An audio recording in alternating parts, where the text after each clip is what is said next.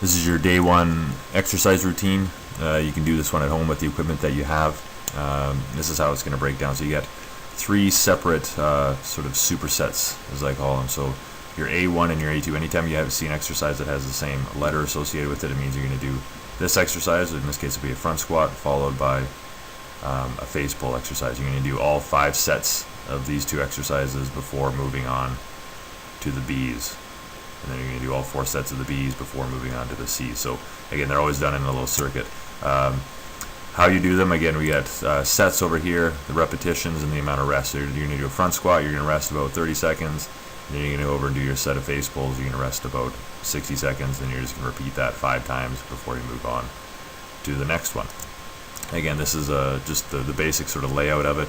Not a lot of different types of exercises, but they're all ones that are phenomenal for you. I'm going to track them to see how you're doing, because if we can improve on each one of these, then we're getting stronger in the right areas.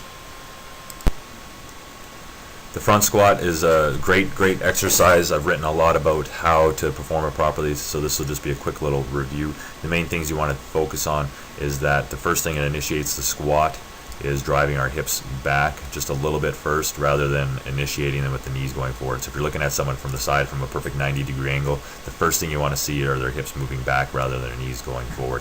Always keeping that chest up. With the front squat, you almost have to keep the chest up, otherwise the bar will physically fall off of you. When you're first getting to start to do this exercise, I recommend having like a target, like a bench or a stack of weights that allows you to get down to the proper position that you need to get to. The main thing I also get people to think about with the barbell front squat is that you need to earn the right to graduate to a barbell front squat. So can you do a normal goblet squat where you're just holding onto one dumbbell, performing the same exercise with a 75-pound dumbbell rather, is kind of one of my gold standards before allowing someone to move on to the front squat. Obviously the grip is a question. On our left here we have this cross-face grip, which is what you saw in the video before, and to the right here is kind of the more traditional sort of grip, where you're going to sort of do it like you would, like you see Olympic lifters do it, sort of in a hang clean sort of grip, where you get their fingers underneath it and then you rack it on the front part of your shoulder. So it's really sitting on the part of your shoulders. The bar will physically be touching your neck, and you need that in order to perform this exercise properly, where the bar is sitting on your shoulders, just like it would be on a back squat. Face pull exercise, you need to get hopefully a rope like we have here, and then a high pulley system. Again, this is using a particular piece of equipment. Again, it could be with a weight stack, a Kaiser, which uses air pressure, plates, whatever it is that allows you to do this. Great exercise for posture. I mean, that's what we're trying to do. So in this one, we're trying to keep our ribs down. So when you go back, you're really going to want to kind of arch through your back. So if you keep your ribs down, keep your abs a little bit contracted, pretend someone might sort of come by and give you a little tap in the stomach or something like that. So you got to keep your abs engaged a little bit. You don't have to squeeze them as hard as you can, but you got to keep your ribs down, and that will prevent you from really arching at your low back. So when you bring it all the way in, you need to pause here for a couple seconds and then let it out nice and controlled each time.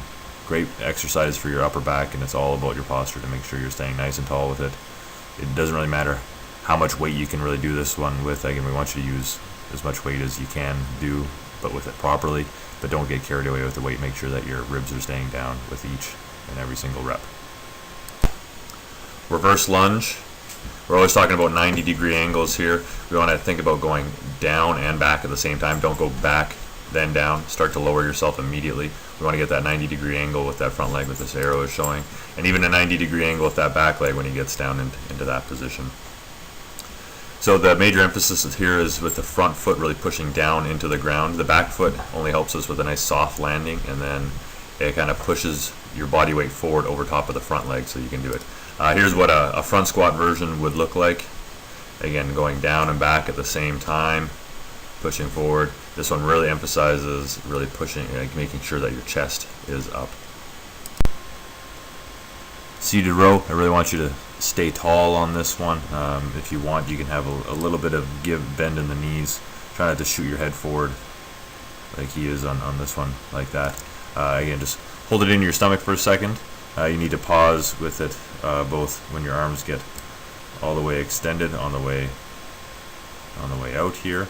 We also need to pause on the way in here. So there's a pause when you get as close to your stomach as you can, and as when your arms get extended on the way out as well. So this is this seated row. Landmine press, you get a barbell, stick it in either an apparatus like this if you have one. If you don't have one of these guys, put a towel around the end of the barbell and stick it in the corner. From there, when you do this exercise, you really want to think about keeping your ribs down. See, his ribs aren't going to be flaring. The telltale sign of that is by looking at the low back. If you see the low back starting to arch right around there, then we're not doing it properly. When that happens, you end up pushing the weight away from you. If it's too heavy, you'll find that instead of pushing the weight away, you end up pushing yourself back. Always have a nice controlled descent with this exercise. And the knee that's down is the same arm that's pressing. So in this case, his right arm is pressing and his right knee is on the ground. Pull up.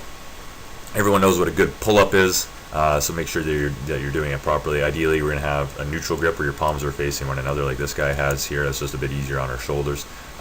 We need full elbow extension at the bottom. You can see he starts from a dead hang, and then you get your chin up over the bar. That's why they call it a chin up.